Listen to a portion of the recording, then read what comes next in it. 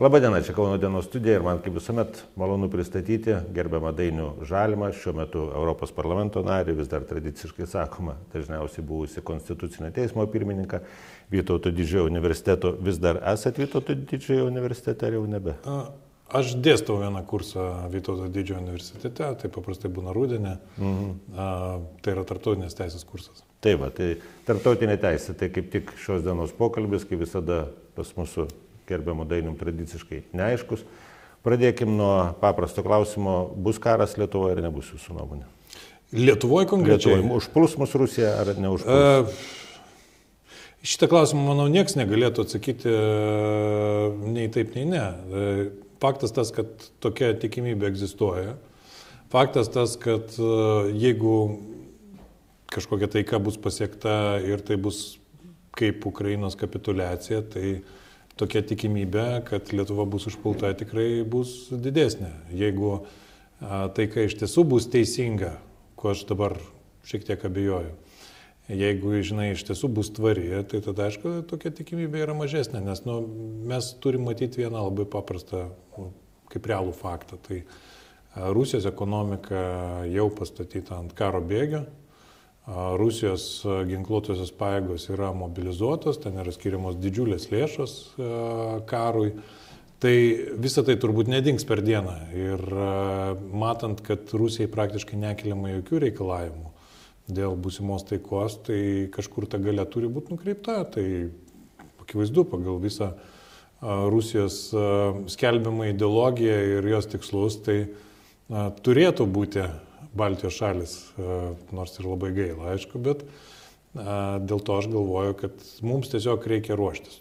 Čia nieko naujo nepasakysiu, nori taikos, ruoškis karui. Tai jeigu mes rimtai tam ruošiamės, tai ta tikimybė taip pat vėlgi, kuo rimčiau pasiruošim, ta tikimybė būtų mažesnė.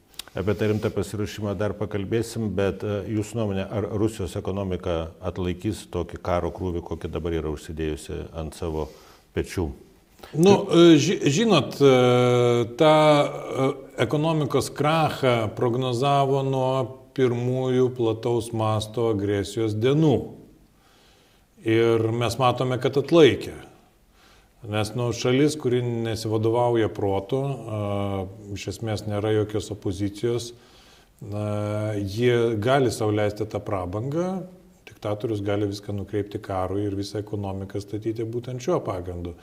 Tai aišku, jeigu sankcijos bus Rusijai atlaisvinamos vienu ar kitu būdu, tegul tai bus tik tai Jungtinių Amerikos valstijų sankcijos, bet aš ko bijau, kad tikrai atsiras europiečių bėgančių paskui ir irgi norinčių pradėti vieną ar kitą biznį su Rusija, tai tada vėlgi tuo didesni šansai Rusijos ekonomikai išlikti, jeigu taip galima būtų pasakyti, nes ką aš dabar matau, tai aišku, jeigu toliau vyks karas tokio pat intensyvumo, tai Rusija turėtų būti nemažiau suinteresuota turėti tam tikrą pertrauką, nes vis dėlto infliacija ten yra pakankamai didelė, bet po visokių Trumpo kalbų ir visą kitą mes matom priešingą tendenciją, kad, važiuoju, rublis stiprėja, grįžta prie kokių nors ten 2022 metų ar 2018 metų netgi aukštumų.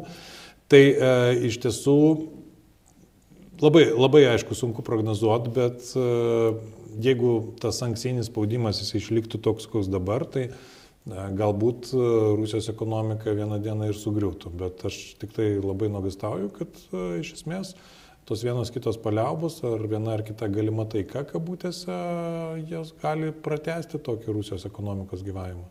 Ar kalbant atvirai, nesame gan dviprasmiškoje situacijoje, kadangi Lietuva šiuo metu yra suinteresuota, kad karas Ukrainoje tęstųsi, nes Ukraina yra tas buferis saugantis mūsų nuo Rusijos agresijos.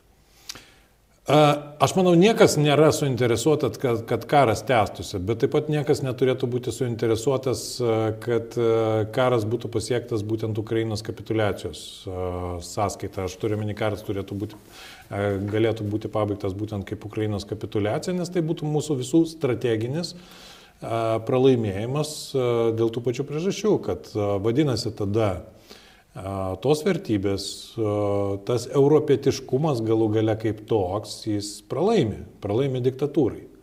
Ir tai nieko gero mums visiems nežada. Tai šia prasme tai nėra interesas, kad karas tęstųsi, bet yra interesas labai paprastas, kad kalbant apie bet kokią taiką, vis dėlto taika būtų matoma ne bet kokią kainą ir ne atsižvelgiant į vien tik tai tą realybę, kokia yra dabar fronte, bet taika turi būti tokia, kurie atitiktų taisyklėmis grįstos tarptautinės tvarkos supratimą. Tai aš turiu minėti, visos valstybės yra lygiateisės, visos valstybės turi vienodą teritorinio vientisumo apsaugą. Tai reiškia, kad vienaip ar kitaip taika bus galiausiai pasiekta tik tada, kada Ukraina atgaus visą kontrolę visai savo teritorijai, tai yra teritorinės vientisumas, ir kada agresorius mokės. Bet tai nėra realu. Tai, kas atrodo kartais nerealu, viskas priklauso nuo mūsų užsispyrimo, aš galvoju. Tai jeigu mes nusibrėšim labai aiškias raudonas linijas, palaikysim Ukrainos raudonasias linijas šito klausimu, tai vis tiek anksčiau ir vėliau, aš galvoju, tai bus įgyvendinta. Nes mes neužmirškim, kad kalbant apie tai, kas yra realu ir nerealu, negali žvelgti vien tik tai šios dienos realijų, nes vien tik tai istorinius, pavyzdžiui, pasižiūrėjus, 1938 metais turbūt netrodė realus Vokietijos, tarkim, pralaimėjimas, ar ne? Tai taip ir dabar atrodo, kad Rusijos pralaimėjimas yra nerealus, bet vis dėlto, jeigu esi pakankamai užsispyręs ir laikaisi savo principų, tai gali užimti 5 metį, gali užimti 10 metį. Bet aš visiškai tikiu, kad ilgalaikė perspektyva vis tiek bus taika tokia, kokia ir turi būti pagal tarptautinę teisę. Tai yra Ukrainos teritorinis vientisumas, reparacijos, atsakomybė ir be abejo Ukrainos integracija ir Europos Sąjunga ir NATO. Ir vėlgi kažkas sakytų, kad Ukrainos narystė NATO yra nerealu, kadangi Trumpas tam prieštarauja. Šiandien Trumpas, rytoj kas nors kitas, bet jeigu kalbėti rimtai apie regiono saugumą, ir kuris neatskiriamas nuo Ukrainos saugumo. Ir jeigu rimtai galvot, kaip garantuoti Ukrainos saugumą, niekas nieko neišras naujo, išskyrus NATO narystę Ukrainai. Nėra kitos garantijos. Tiesiog garantija yra viena, kurią pripažįsta ir ta šalis, ir Rusija. Kodėl jinai iki šiol bent jau nepuola NATO? Dėl to, kad vis dėlto nepaisant to, kas ten bevyktų, 5 straipsnis jiems atrodo baisiai. Bet kiek NATO yra realus šių dienų kontekste ir bus realus ateityje? Tai priklausys nuo 2 veiksnių. Vienas dalykas, tai aš vėlgi nebūčiau toks jau visiškas pesimistas ir negalėčiau per anksti būtų daryti tokias išvadas, kad Jungtinės Amerikos valstijos tikrai atsitrauks ir galutinai atsitrauks iš Europos. Bet jos atsitraukinėja. Tai atsitraukinėja, bet aš nenorėčiau tikėti, kad tai yra ilgalaikis atsitraukimas ir kad tai bus nuolatinis procesas, nes viena vertus po Trumpo vis tiek kažkas kitas bus. Bus Vensas, bus dar blogiau. Bus diktatūra. Amerika eina į diktatūrą. Amerika eina į diktatūrą, bet Amerikoje yra taip pat nemaža visuomenės dalis, kuri visiškai tos diktatūros nenori. Tai aš aišku nedrįščiau spėlioti, kaip ten būtinai baigsis, bet tai nėra beviltiška. Tai dėl to aš nenorėčiau tikėti. Taip, vieną tą juodąjį scenarijų mes be abejo turim turėti omenyje, bet gali įvykti ir visiškai kitaip, ir kad Amerika sugrįš. Vėlgi, žvelgiant istoriškai, tai mes turim nepamiršti, kad Amerika po pirmojo pasaulinio karo pasitraukė iš Europos visiškai ir saviizoliavusi ir net tautų sąjungoje nedalyvavo, tai yra toj vadinamoje tautų lygoje. Po to sugrįžo jungtinės tautas, buvo labai aktyvi Europoje. Tai tas dalykas vyksta taip bangomis. Tai aš dėl to nenorėčiau, man būtų per ankstyva sakyti, čia dabar po kelių mėnesių Trumpo tegul ir nesąmonių, tegul ir labai antieuropinės ir, sakykime, netgi atvirai prorusiškos retorikos ir tam tikrų žingsnių, aš nedrįščiau daryti tokių prognozių į priekį labai. Tai viena vertus Jungtinės Amerikos valstijos, kita vertus NATO, tai yra ir dauguma valstybių yra iš Europos. Tai jeigu Europa, čia vėlgi tas jeigu Europa iš tiesų atsistos ant savo kojų ir kaip Kubilius savo baltoje knygoje rašo, 2030 metais mes turim būti pajėgus viskam, jau būti pasirengę. Tai tas pats NATO neišnyks. Jungtinės Amerikos valstijos tiesiog ten vaidins antrinį vaidmenį. Nes...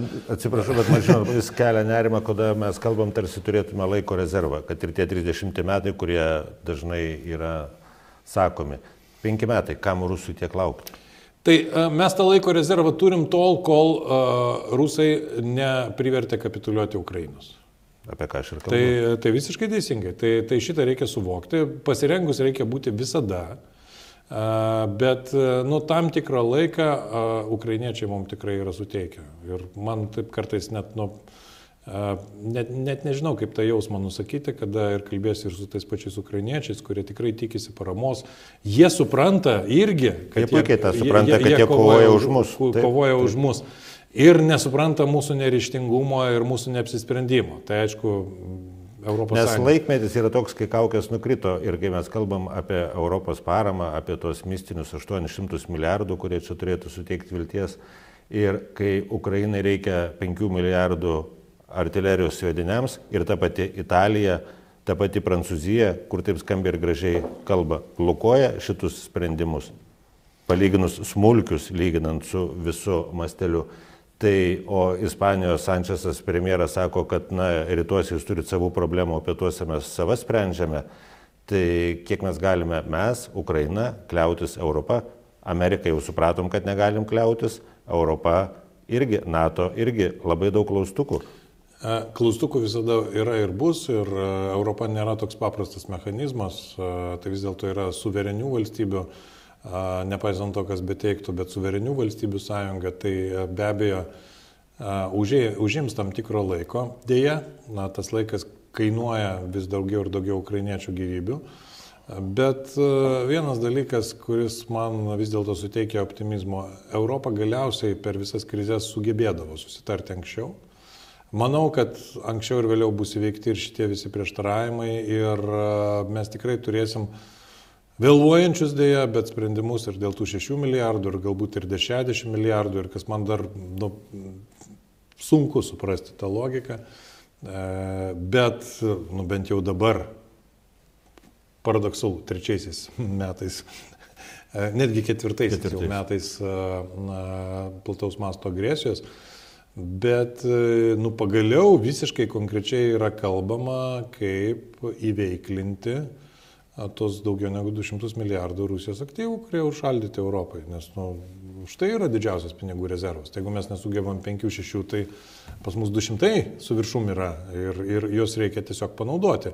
Ir tam yra teisinių mechanizmų, kai labai nori, jų tikrai atrasi. Kaip tik ketinau klausti čia ir kaip teisininkų jūsų kompetencijos gal padės atsakyti, kokie yra mechanizmai, kaip tuos pinigus būtų galima Rusijos užšaldytus 200 milijardų įveiklinti ir minėt, kad yra tarsi kažkokių postumų, apie juos nesugirdėjęs, tai gal irgi galėtumėt papasakoti. Tai Europos parlamentas, aš aišku neprisimenu kiek praėjusią kadenciją, bet šitoje kadencijoje kokius 3 ar 4 kartus yra paraginęs imtis konkrečių veiksmų, konfiskuoti Rusijos aktyvus ir nukreipti juos Ukrainos gynybai ir Ukrainos atstatymui. Reparacijų sąskaitai iš esmės. O teisiškai tai yra įmanomas toksai vienas mechanizmas, aš gal labai nesigilinsiu. Žmonių kalba, jeigu įmanoma. Labai paprastai, tai yra atsakomoji priemonė atsakant į Rusijos agresiją ir paimant šitos pinigus, iš šitų pinigų teikiant paskolas Ukrainai, bet ne Ukraina jas turės grąžinti. Ukraina jas, formaliai Ukraina, bet Ukraina tada, kada Ukraina atgaus iš Rusijos reparacijas. O reparacijų suma jau dabar yra kone dvigubai didesnė. 460, atrodo, milijardų jau yra minima padaryta Ukrainai žala. Tai akivaizdu, kad jeigu ir Rusija niekada nemokės, tai tos pinigus Ukrainai nukreipti galima. Bet tam reikia ryžto. Kas yra tas, kas tą parašą turėtų padėti, kad štai paimtų? Tai turėtų būti bendras ES politinis sprendimas ir konkrečios valstybės, kuriuose tie pinigai užšaldyti. Tai yra ir Belgija, ir Vokietija ta pati.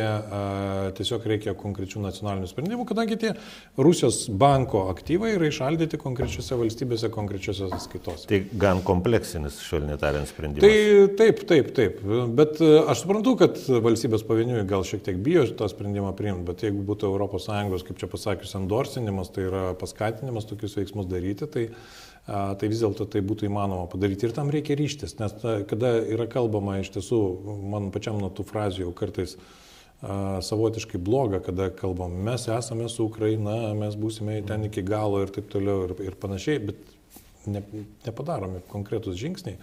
Tai tos frazės tikrai iki šiol yra ir gali išlikti tik tai simbolinės tokios, jeigu to nebus padaryta. sprendimas dėl užšaldyto Rusijos turto, kaip minėjot, ES, jis vienbalsiai turėtų būti priimtas ir aš iš karto klausiu apie legendinę Vengriją, Slovakiją, tas mūsų šalis, kurios irgi yra ES. Matot, be šito sprendimo būtų gerai priimti ir kitus sprendimus. Aš suprantu, kad to irgi nesiryštama, nežinau, ko daugiau bereikia. Ypač po paskutinio Vengrijos sprendimo, kurie akivaizdžiai kertasi ir su ES vertybėmis, aš turiu menį žmogaus teisų srityje, pavyzdžiui, bet pakaktų ir priešinimuose paramai Ukrainai. Yra mechanizmas suspenduoti Vengrijos balso teisę, tam vėlgi reikia vienbalsio, bet kitų valstybių Europos vadovų tarybos sprendimo. Tai arba mes tą padarom, arba tikrai galim išsivaikščioti kaip klubas, nes iš esmės matyti, kad Orbanas tiesiog tyčiasi. Ir tas paskutinis 12 punktų reikalavimas čia buvo visai neseniai paskelbtas Europos Sąjungai, tai skamba iš tiesų kaip patyčias. Tai, kaip Putino padiktuotas vos ne? Tai kitas klausimas, kieno padiktuotas, bet iš tiesų, kada žmogus nejaučia galimų padarinių ir sankcijų, kurios turėtų už tai būti, tai tada jis gali tyčioti. Kiek jūsų nuomonė apskritai Rusijos specialiosios tarnybos investavusios savo laiku į verslininkus ir į Lietuvos kai kurios verslininkus, kurie po to tapo politikais ir galbūt net valstybių vadovais, iš anksto numatė kažkokius scenarius, kiek reali jų įtaka tam tikrų šalių politikams ir net vadovaujantiems politikams, kad ir to pačiu Rumunijos pavyzdžiui remiantis ir kitais paminėtais. Viena vertus, jeigu taip galima būtų pajuokauti, anot Valstybės saugumo departamento tokių duomenų nerasta. Nėra. Ne, mes, matot, pas mus iš vis labai gera situacija, mes niekada tokie saugus nebuvom situojant mūsų premjerą. Ne, tiesiog jiems nepavyksta nieko atrasti, kad čia kas nors būtų bent jau, nežinau, už pinigus dirbantis Rusijos interesams. Kita vertus, mes matome nemažai iš tiesų Rusijos interesams realiai pagal priimamus sprendimus dirbančių žmonių tame pačiame ir Lietuvos Respublikos Seime. Tai aš nesu naivus ir aš tikrai netikiu, kad už viso šito nėra jokio Rusijos pėdsako. Kodėl jo nerandama, čia yra kitas klausimas, aš tikrai ne žvalgybininkas ir jį neatsakysiu. Bet būtų naivu tikėtis, kad tie žmonės veikia patys savo iniciatyvą ir mes matome, nesinori čia daug pavardžių minėti, bet jie ir pakankamai neblogai tokių rusiškų PR-inių stiliumi, kai kurie yra parinkti ir visos šitos dezinformacijos kartojamas, vėlgi tos pačios rusiškos ir dalyvavimas priimant atitinkamus sprendimus ir atitinkami balsavimai parodo, ko gero, kad turėtų būti tikrai nemažai investuota. Aš aišku nemanau, kad Lietuva galbūt yra pagrindinė investavimo šalis, bet aš galvoju, kad Rusija jau seniai pakankamai yra prisėmusi savo ir įgyvendinant šitą strategiją, mes atsimenam ir visus šitos dujotekius, ir Gazpromo istorijas. Ir prezidento istoriją vieno. Tai be abejo. Kuri dabar labai keliama vėl. Aš tiesiog manau, kad diktatūra vis dėlto reikia pripažinti šią prasme už demokratiją pranašesnė, kad ten yra vienas žmogus diktatorius, jis gali planuoti labai ilgai į priekį ir gali įgyvendinti šitą strategiją ir jis neturi jokios atskaitomybės, niekas jo nekontroliuoja, tai gali tos pinigus investuoti kaip tik tai nori. Tai aš manau, kad visose šalyse yra tų investicijų padaryta ir džiugu tik tai, kad ne visur jos laimi. Tai jūs minėjot Rumunijos pavyzdį, aišku, ten prireikė ir teismo, ir žvalgybos įsikišimo. Bet būtent jisai gražus, atsiprašau, pertrauku, kad žvalgybos įsikišimas ten labai suveikė ir tebeveikia, nes dabar jau ir tie influenceriai, ar kaip jos pavadinti, kurie palaikė ir visai kaip agitavo už tą prezidentą, kandidatą į prezidentus, jie jau sulaikyti ir taip toliau. Ten veikia žvalgyba, Rumunijoje veikia, vadinasi. Tai... Aš to kartais pasigendu Lietuvoje. Bet aš manau, labai yra keblu komentuoti situaciją, kada tu pats nedisponuoji atitinkamą informaciją. Bet mes tikrai matome ir tokių dezinformacijos priemonių arba kanalų pilna Lietuvoje, pakanka, kurie atvirai meluoja ir atvirai taip, kaip rusams reikia. Tai aš tikrai netikiu, kad nieko nebūtų įmanoma rasti. Bet taip, jeigu lyginė Lietuvos ir Rumunijos situacija, tai atrodo, kad Lietuva nesipriešina visiškai, kad čia daro kas ką nori. Man Paleckis šiaip netrodo rimtai, tai jis ten antrą ar kelintą kartą dabar yra nuteistas už partizanų šmeižimą, bet tai nėra tas visą darantis faktorius. Bet aš turiu labai konkrečių pavyzdžių. Pavyzdžiui, ta pati Lietuvos liaudės partija tokia yra, kuri kaip platforma naudojama, ten jau atvirai prorusiškai, Rusijos valstybės propagandai skleisti. Tai man kyla klausimų, kodėl Lietuvos valstybės institucijos net formaliai galėtų prie tos partijos prikipti, pavyzdžiui, pasakyti, kad jinai yra fiktyvi, nes ten ne partijos nariai keliami, ten yra naudojama kaip platforma būtent tokie atvirai rusiškai veiklai. Tas pats yra pasakytina, pavyzdžiui, apie tą vieną iš mūsų valdančiosios koalicijos narių, tai yra vadinama Nemuno aušra arba Nemuno Zaria, gal reikėtų geriau sakyti pagal visą tai, kaip jie elgėsi. Tai aš tikrai nemanau, kad labai norint nebūtų galima ten ko nors atrasti, bet tam reikia ir kompetencijos ir ryžto veikti atitinkamą prasme. Ir aš čia tik tai turiu tokią nuogąstavimą, sakau, neturėdamas jokios informacijos, bet įspūdį aš vis tiek galiu turėti, kad Lietuvos žvalgybos ir prokuratūros institucijos čia netidirba savo darbo iki galo. Kodėl? Tai jeigu pats prezidentas globoja tokius ir laimina tokias koalicijas, tai jau čia nuo kiekvieno valstybės pareigūno stubro tada priklauso, ar tu gali išdrįsti eiti prieš prezidento valią, ar vis dėlto geriau papataikauti, užsitikrinti savo saugią karjerą ateičiai ir gal nustumti į šalį tam tikrą prasme rūpinamasi valstybę. Nes man atrodo, kad jeigu mes rumuniškais standartais vadovautumės, tikrai ta politinė erdvė būtų švaresnė nuo įvairių ir prorusiškų partijų, Rusijos interesams tarnaujančių politikų ir nuo dezinformacijos taip pat rusiškos. Nes visada su melu yra sunku kovoti, nes melas jis neturi jokių principų. Ten gali kalbėti, ką nori, kokias nori etiketės kabinti. Mes čia turime tam tikras raudonasis linijas, kadangi esame įsipareigoję tam tikroms vertybėms. Ir čia yra labai daug aspektų, kadangi matome, kad socialiniai tinklai dabar yra labai stipri agitacijos forma, nereikia papirkinėti jau iš principo tiesiogiai rinkėjų, kaip darė kai kurie kiti politikai, kuriuos irgi tikriausiai būtų galima sieti su Rusija. Užtenka gero smegenų plovimo, vėlgi Rumunijos pavyzdžių, Amerikos pavyzdžių, per socialinius tinklus. Ir čia rusai tikrai turi begalę patirties. Tai tas neužkardimas mums gresia ateityje labai rimtais nemalonumais, nes aš pats savo akimis mačiau nemažai Pakso rinkiminės kampanijos, kur buvo daroma Almaks rusų agentūros. Tai buvo labai stipru. Ir tos eisenos su fakelais vizualiai, emociškai tai buvo labai paveiku. Ir tos kelionės po Lietuvą, kaip dabar jūsų minėtas politikas, irgi mėgsta tos vojažus. Tai, dar tik tai, kad be fakelų. Tačiau mintis irgi yra aiškiai. Kitas dalykas - politinė valia, kurią jūs minite.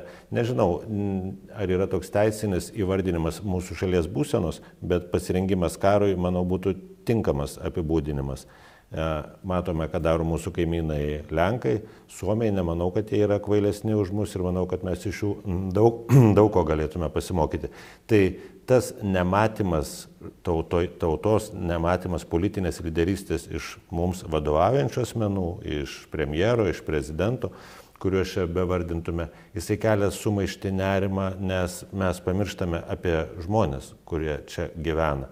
Mes vakar žiūrėjom su žmona filmą, kai pagal tikrą istoriją gelbėjamas naras, 12 metų graži istorija. Ir kaip visi pergyvena dėl vienos gyvybės.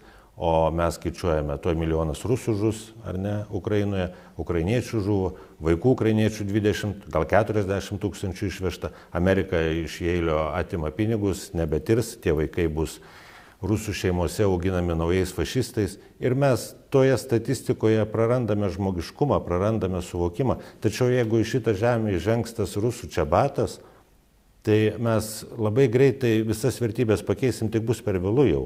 Ir tuomet tas atsakomybės reikalavimas ateities istorikų kartos pareikalaus. Ir kas iš to?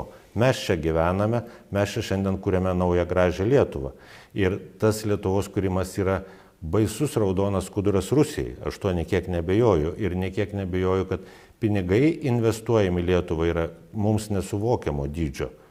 O mes vis kažkur taip levename, kalbame bendromis frazėmis ir tikimės, kad mus kažkas apgins. Na, čia mane užnešė ant posūkio šiek tiek, bet tos emocijos kaupėsi ir nemanau, kad pas mane viena, kadangi tai yra išties grėsminga situacija ir man asmeniškai senai pabodo klausytis kvailų kalbų apie tai, kad mes labai saugiai gyvename. Tai klausimas, nežinau būtų, ką pakeisti, nieks nežino, laukti rinkimų, laukti, kol Amerika prabus, laukti, kol Europa susivienys. Sudėtingi laikai. Aš nežinau, kam aš čia galėčiau nepritarti iš to, kas pasakyta. Aišku, blogiausia galbūt yra tai, kad mus galėtų apkaltinti, kad mes čia nepagristai, ką nors nerimą skleidžiam, bet iš tiesų tokių raminančių žinučių aš irgi negirdžiu, nes primityviai tai pasakyti, kad Lietuvai šiuo metu nieks negrėsia, kad mes esame pasirengę ir kad ten NATO, kaip vaikai, man atrodo, kartais džiūgauja mūsų politikai, išgirdę ten patikinimą iš Trumpo ar jo aplinkos, ar gynybos sekretoriaus, kad buvo paminėta, galbūt dar ten klausimas, kaip buvo paminėta. Gal net toks pusiau teigiamas kontekstas. Bet 5 straipsnį, jie nepamiršo. Tai palaukit, tai kokie čia patikinimai dar gali būti? 5 straipsnis jis galioja ar ne? Amerikos parašas po ten dar, kiek aš atsimenu, neatšauktas. Tai man labai keista, kai reikia dar 30 kartų tave patikinti, kad mes tikrai laikysimės. Tai kuo daugiau tu tikinė, kaip tik, man atrodo, abejonių daugiau, man atrodo, turėtų kilti. Tai šią prasme aš visiškai sutinku su tuo, kad politikų kalbos man tikrai skamba neadekvačiai ir kartais neadekvačiai skamba ne vien tik tai, kad mes čia esam kaip visada saugus ar visa kita, bet tokie patikinimai, kita vertus, kad šiuo metu mes ten nefiksuojam jokios Rusijos veiklos priešiškos, girdi nieko nevyksta, čia jie tikrai yra labai suvaržyti ir labai ten kontroliuojami. Tai palaukit, Seime, kiek ten, 18 žmonių balsuoja prieš sankcijas Rusijai. Tai aš suprantu, ir mes ginčiamės, ar yra 5 kolona, ar nėra 5. Tai čia ginčio net ir negali būti, nes 5 kolona sprendžiama pagal konkrečius veiksmus. Tai ne visada ten gali pavykti įrodyti, ar jie ten finansuojami, ar nefinansuojami, ar jie čia iš idėjos, ar iš idėjos dirba, bet tikrai taip.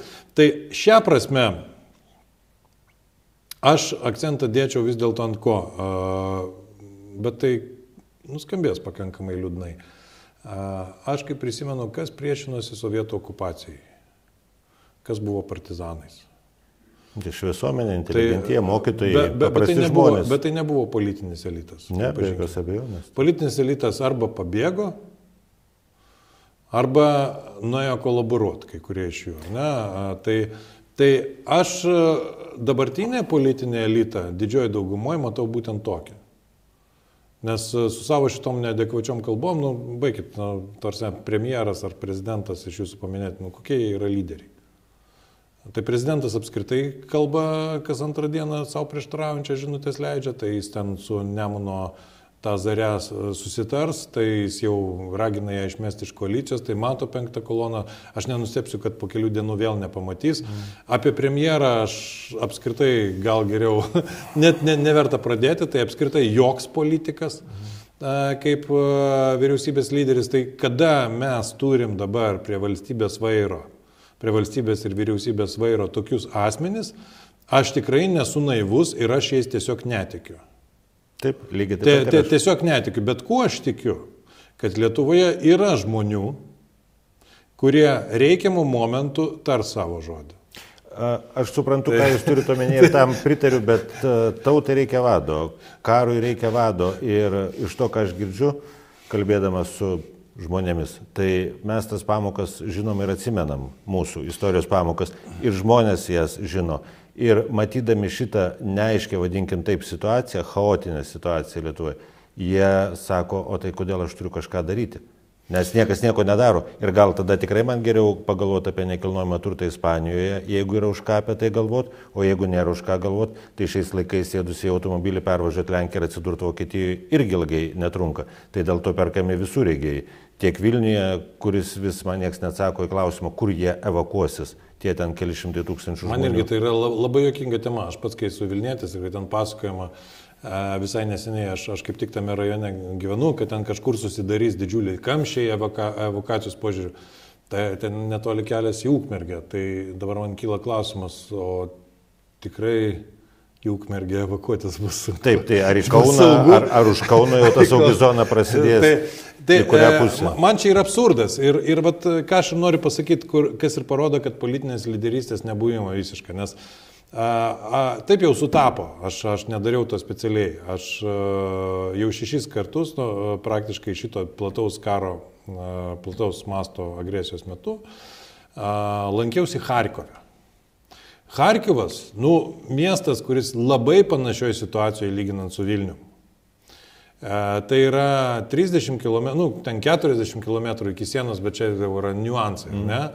Jis kasdieną yra pliekiamas šitais pačiais dronais. Man pačiam teko visai neseniai būti keletą naktų, kada tais dronais tiesiog, keliolika dronų eina ant miesto, kažkur jie vis tiek nukrenta, kad juos ir ten tiesiog numuša, vyksta tie sprogimai ir visa kita.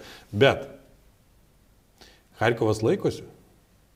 Niekas nekalbėjo apie tai, kad, žinot, mes čia evakuosimės iš Charkovo. Taip daug žmonių pačiomis pradžioje pabėgo. Pirmomis dienomis bėgo, evakavosi, bijojo turbūt jo, bet niekas miesto neatidavė. Tai, bet tada patys ukrainiečiai gal net nežinojo savo tikrojo potencialo, nes ten negalėjai žinot, kaip ta situacija galbūt pasisuks iš tiesų. Taip. Rusai tai paradui rengėsi, tai jie ten net negalvoja rimtai kovoti ir už tai taip gavo, kad po to, kaip sakoma, ir dabar niekas nekalba apie tai, kad rusai gali realiai užimti Charkovą. Tai kodėl mes, savo valstybės sostinę, kur yra panašioj labai situacijai, taip, aš neneigiu, kad būtų žalos padaryta, bet kodėl mes kalbame apie evakuaciją ir vos neatidavimą? Aš šito negaliu suprasti. Tai normalus lyderis, politinis, karinis lyderis ateitų ir pasakytų, Vilnius yra apginamas, mes padarysim viską, kad jis būtų apginamas. Laikom beje, mes dar turime. Bet kokiu atveju dar tikrai jau turime, kiek nežinom. Darykit tvirtinimus, renkės visam tam, daryk oro gynybą, mes apie tai kažkaip labai nekalbam, ar ne, kaip mes tos dronus numušinėsim. Aš, pavyzdžiui, tai nesu įsitikinęs, kad mes apskritai turim tokių pajėgumų. Nes ten yra tiesiog teritorinė gynyba, sėdė ant stogų ir kala iš kulkosvaidžių. Tiesiog su raketomis kalti dronus tai yra tiesiog per brangus malonumas, dar reikia jų turėti, aišku. Tai ar mes apskritai tam rengiamės? Aš nematau ženklų. Ir šalia to aš skaitau Ukrainoje kariavusius lietuvius, kurie sako, mes pavargom, daužyt galvą į sieną, mūsų nieks negirdi, mūsų banina kariuomenė, mūsų patirties niekam nereikia, nei su dronais, nei su minomis, nei su ko nori. Ir viskas, sako, mes, tai ką, nereikia. Aš pats buvau su jais susitikęs, tai aišku, gali sakyti, kad čia subjektyvūs įspūdžiai iš tam tikro fronto, ten galbūt zonos, gal jie ten nemato visumos, kaip pas mus mėgsta didieji kariniai strategai pasisakyti. Klausimas, kur tie kariniai strategai iš tiesų agresijos atveju bus. Prisimenant Smetoninę Lietuvą. Bet man irgi tas yra nesuprantama, nes jie labai tikroviškai papasakoja ir aš neturiu pagrindo čia nepasikliauti jais šiuolaikinio karo paveikslo, koks vyksta ten dabar. Tai ten priešas su priešu praktiškai veidas į veidą niekada nesusitinka vos ne. Nes ten Pulteliai, dronai, po 4-6 dronus sakė ant galvos. Tai kada mes turėsim po 4-6 dronus ant vieno rusų kareivio, tai aš sakysiu, kad mes galim būti ramus. Ir kame problema juos gaminti? Jo visiškai. Charkove mes patys, aš dabar galvoju, apsilankėme gal kokiuose 3 vietose, kur tie dronai gaminami. Rusiose įvairiausiose, ta prasme, ten nereikia turėti didžiulės karinės gamyklos. Ir ten pabandyk jas visas išaiškinti ir subombarduoti. Nes ten be abejo niekas neskelbė, ten nekabo koks nors skelbimas, kad čia gaminami dronai. Tai, bet labai efektyvus. Amerikiečiai jau su ukrainiečiais konsultuojasi, kaip dronus ne už milijardus gaminti. Tai man, kol aš tokio pasirengimo, pas mus kalbama, kad tas daroma, tai aš tikiu, kad daroma. Netgi atrodo, kad Šaulių sąjunga daro daugiau negu kariuomenė pati, kalbant apie pačius dronus ir antidroninę gynybą. Bet tai akivaizdžiai nepakankama. Tai kada bus perinta prie konkrečių veiksmų, tada aš tikrai galėsiu pasitikėti tokios valstybės vadovais. Ir tos dronus dar valdyti reikia išmokti. Tai aš žinau, kariuomenė daro ir su Kauno savivaldybė daro mokymus, bet aš nežinau, ar FPV dronų, ar ten tų elementariųjų. Tai gerai, tai apmokykit, va aš tokiam amžiui, tai aš galiu sėdėti su to pulteliu. Ukrainiečiai siūlosi. Aš pats buvau. Ukrainiečiai siūlosi, sako, atvažiuosimės, jeigu reikia į Lietuvą, arba atsiųskit mums čia, nes tenai ne vien tik tai Charkove, be abejo, kažkam gali būti baisu į Charkovą važiuoti, tai visoje Ukrainoje pilna šitų dronų dabar ir mokyklų ir taip toliau. Tai, sako, mes atvažiuosim, mums, sako, irgi reikia pinigų. Tai va, valstybės biudžeto lėšas galima būtų gal tikrai veiksmingiau panaudoti negu tankam, masiškai visus apmokyti. Ir čia milijardų, jeigu nebent ant tų dronų milijonus gamintume, bet tai vėlgi dabar, kai Europa jau skirs ir tuos savo milijardus vienokius ir kitokius tikrai skirs kariniai ginkluotė, kuri turi būti gaminama Europos Sąjungoje, ten 60% komponentų nesvarbu, tai prašau, Lietuva gali gaminti dronus visai Europai ir savo to pačiu ir apmokyti žmonės, kurie tais dronais galės naudoti. Tai be abejo galima, aišku, čia yra labai greitai besikeičiančios technologijos, bet ukrainiečiai mokosi, kaip sakoma, vietoje, tai mes... Taip, bet principai bus tie patys drono valdymo. Dronas greičiau gali... Bet ten įvairios tada prasideda, antidroninėsgi sistemos irgi vystėsi ir dabar ten pats naujausias, su kuriuo dar patys ukrainiečiai nesuranda veiksmingų priemonių, kaip kovoti. Aš nežinau, kaip tai vadinasi lietuviškai, bet tokie... ant laidų varantis dronai, kuriam nereikia, tada jokių GPS signalų ir taip toliau. Ir čia labai didelė ateitis šviesolaidžių. Taip, šviesolaidžių, tai visiškai teisingai. Tai iš tiesų, bet mes... Aš negirdėjau, kad mes... Mūsiškis Emanuelis Zingeris dar pirko iš kiniečių tos šviesolaidžius Ukrainoje, kariauja, siūlo pasiekti Facebook'e, kas neseka šaunuolis. Tai ten šis kosmosas nežmogus. Ir tai yra čia va mūsiškių, kurie daro moka. Yra be abejo, tai aš ir sakau, kad man irgi atsibodo tos politikų kalbos, aš prisipažinsiu, kad aš čia girdžiu eilinį kartą apie pareiškimus, tai visokius solidarumo ten ir taip toliau. Tai kelia šypseną, bet kuo aš tikiu, vis tiek procesai iš apačios vyksta tam tikri ir ta pati Šaulių sąjunga ir pilietinė visuomenė nėra visiškai abejinga. Šauliai, savanoriai, taip, tai yra žmonės, kurie žino, ką daro ir kodėl daro ir pats pažįstu ir lenkiu galvą. Tikrai, man kaip Mikutavičius Marijonas, mano mėgstamas atlikėjas. Nuo 2019 Šaulys, sako, su savo astma, su savo sutraukytais kryžminiais kelių raiščiais, bet žino, kodėl tai daro. Bet vėlgi, dabar kelininkai, skaičiau, čia gaus mažiau užsakymų, socdemai pinigų nesusiskaičiuoja, kaip visada. Tai kelininkų technika pasiūsk sienų, tegul griovius rausia. Lenkų pavyzdžių. Pažiūrėkime Lenkiją, ar jie yra žioplesni. Jų situacija yra geresnė iš principų. Jie didesni, geografiškai geriau, toliau nutolę ir visa kita. Jie pasienį tvorom, minom ir grioviais persikasa. Šiais metais, kaip ten planuoja visus karinį apmokymą vyram padaryti. O pas mus saugi situacija.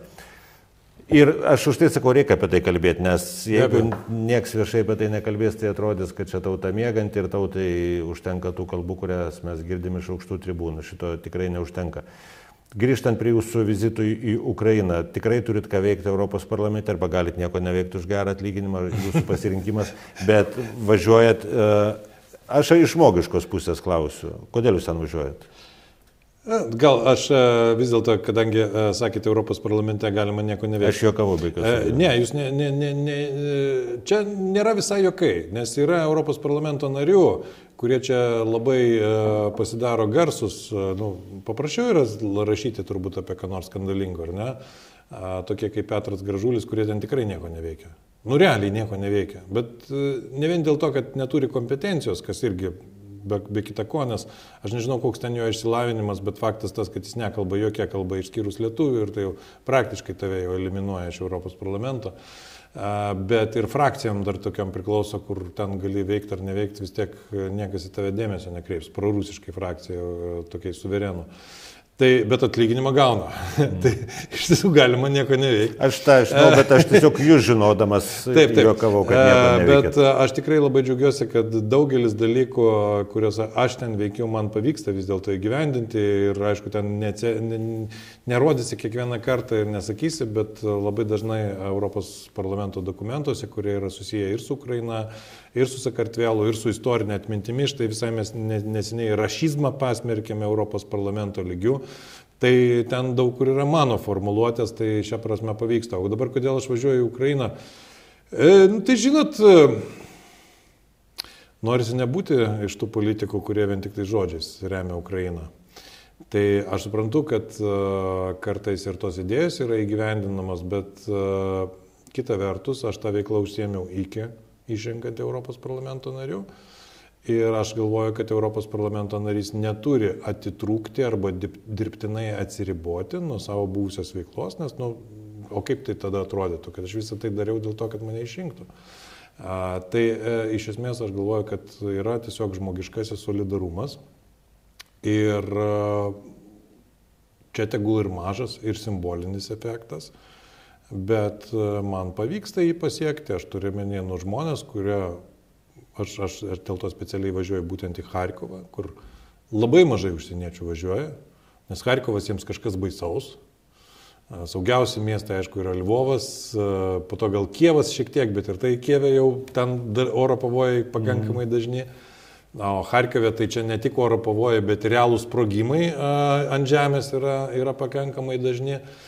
Tai, bet aš galvoju, kad mes turime parodyti, kad ne visi čia tų rusų bijo, kad mes esame iš tiesų realiai solidarūs žmogiškąją prasme su tais draugais, kurie Ukrainoje, kurie liko ten. Jau labiau aš pažiūrėjau pa žmonės, kurie iš Charkovo nebėgo, bet ten toliau buvo ir dirbo tai, kai jie dirbo ir netgi dabar daro žymiai daugiau. Tai yra ir koordinuoja ir pačią tą karinę paramą ir humanitarinę paramą. Tai aš galvoju, čia yra tiesiog žmogiška pareiga karts nuo karto juos aplankyti su tokia simbolinė parama kartu, nes iš ten tuščiai tikrai niekada nevažiuoja, tai visada būna paprastai viena kita transporto priemonė, pikapas, sunkvežimis, dabar paskutinį kartą buvo lengvasis automobilis, kurį geri Lietuvos žmonės tiesiog ima ir padovanoja kitą kartą, nes mato, kad realiai šitą darai. Dronai, tie patys su palinkėjimais okupantams, čia jau vėlgi pasirinkimas, nes vienas dronas geras kainuoja 350 eurų, aš aišku suprantu, kad ten kažkas gaus pigiau, kažkas gal brangiau, bet mes juos realiai nuvežam ir tai tokia simbolinė parama ir aš galvoju, kad mes neturim užmiršti kontakto su paprastais žmonėmis, kurie skirtingai nei politikai su savo politiniais pareiškimais dažniausiai būdami kur nors saugioje vietoje, jie realiai kasdien ne garsiai, ne deklaratyviai, bet jie realiai kasdien priešinasi vien jau savo buvimu tenai ir nesitraukimu iš gimtųjų vietų. Tai jie turi turėti tą paramą. Jūs kaip Vilnietis, dar norėčiau paklausti, dabar kaip tik paskelbtas planas už milijardą viešai transportą Vilniaus gerinti. Kaip jūs vertinat tokią investiciją ir mero iniciatyvą? Va čia yra didžiausias paradoksas, ar ne? Aš žinau, kaip vertinti Kauno merą, kuris savo pažiūromis ir savo visą veiklą, verslo veiklą, iš esmės nusipelnė visų tų epitetų, kurie čia kartais skamba Kauno Žalgirio arenoje. Bet kita vertus, tu matai, kad miesto tvarkymo prasme atrodo efektyvumas yra pasiektas pakankamai, aš ir nežinau, nesu kaunietis, taip kasdieną žinantis tos reikalus, kokia tai kaina galbūt skaidrumo ir taip toliau, bet atrodo miestas besitvarko šiek tiek efektyviau. Tai aš turiu minį ką, Vilnius tik tai kalba ir mėto pinigus į tokius, pinigai yra įmerkiami, o rezultato nėra. Aš turiu minį tą patį stadioną, Kaune mes jį turime. Tai man čia su to milijardo investicijom į viešai transportą man kažkas panašaus, toks avantūristinis projektas, bet čia žiūrint iš šono. Ar aš laikas, be abejo nežinau. Taip, be abejo, nes be abejo ir kodėl reikalinga, bet būtent esmė, ar laikas, kai aš labai atsimenu Benkunsko žodžius, kad Vilniui nėra priedangų, slėptuvių ir ar jūs įsivaizduojat, kiek tai kainuoja, tai kainuoja milijardus, meras sako, dar gal tada ir ne meras, nebeatsimenu, o dabar viešajam transportui milijardas. Aš apie ką ir kalbu. Man toks įspūdis, kad kai kurie politikai, dėl to aš sakau, kad su politiniu elitu pas mus yra žiauriai viskas blogai, jie gyvena toliau savo schemose. Nes man visi šitas milijardinės investicijos į viešai transportą, stadionų statybos Vilniuje jau seniai atrodo asmeniškai kaip gerai įvaldytos korupcinės schemos, kurios galiausiai neatneša jokio rezultato. Tai vat, man tas yra apmaudu lyginant su Kaunu, nes Kaune aš dar matau vieną kitą praktinį rezultatą, Vilniuje... Jūs nustebtumėte, aš jums ekskursiją galiu surengti, kaip Kaunas puikiai tvarkosi. Bet čia, būtume teisingai suprasti, ne apie Kauno Vilniaus tradicinį lyginimą. Aš tiesiog taip lyginu, bet man tikrai politikai, kurie šiuo metu planuoja tokio pobūdžio išlaidas, atrodo kaip politikai iš kito pasaulio. Čia geriausiu atveju. Nu, arba jau negrįžtamai paskendę tam tikrose korupcinėse schemose, aš kitaip negaliu pasakyti, nes tikrai jūs ir minėt, Vilnius visiškai nesirengėt, man toks įspūdis. Na, aišku, simboliškai tu gali Rusiją uždėti priedango ženklą, kas Vilniuje yra daroma. Ar taip galima iš slėptukus pagaminti Rusų praėjimo nėra, pavyzdžiui. Bet aš esu komanda, lankiausi Charkove, tai aš galiu pasakyti, kaip tai atrodo. Kiekvienoje mokykloje Rusiuose yra įrengiamos mokymosi patalpos. Negirdėjau tokių investicijų Vilniuje, gal nežinau. Ne tik Vilniuje, ir Kaune turbūt nėra. Požeminiai vaikų darželiai statomi. Tai aš nesakau, kad to reikia, bet jeigu galvot apie priedangas, tai mes be abejo turime įrenginėti ir tokias priedangas, kuriuose galėtų žmonės užsiimti ir normalią veiklą. Mes žinom, kada, ta prasme, buvo čia anksčiau tie siužetai bent jau demonstruojami Helsinkije. Taip. Ten ištisas požeminis miestas. Su vaikų žaidimo aikštelėm, parkingais. Tenai turi eiti investicijos. Tenai. O kada yra kalbama apie tokius kasdienius poreikius, kur aš suprantu, tikrai jie reikalingi, man pačiam kartais kyla klausimų, kaip čia su Vilniaus viešoju transportu. Bet aš tikrai tada nebesuvokiu, kaip politikai sugeba tuo pačiu metu deklaruoti, kad mes čia gyvenam kare, jau seniai rusai mus puola, jau ukrainiečius mes čia remiam, mes neatskiriami ir taip toliau. Ir kartu visiškai nesirūpinti savo gimtojo miesto, nežinau, gimtojo ar ne, bet savo miesto. Ne gimtojo, Benkunsko atveju, kiek žinau.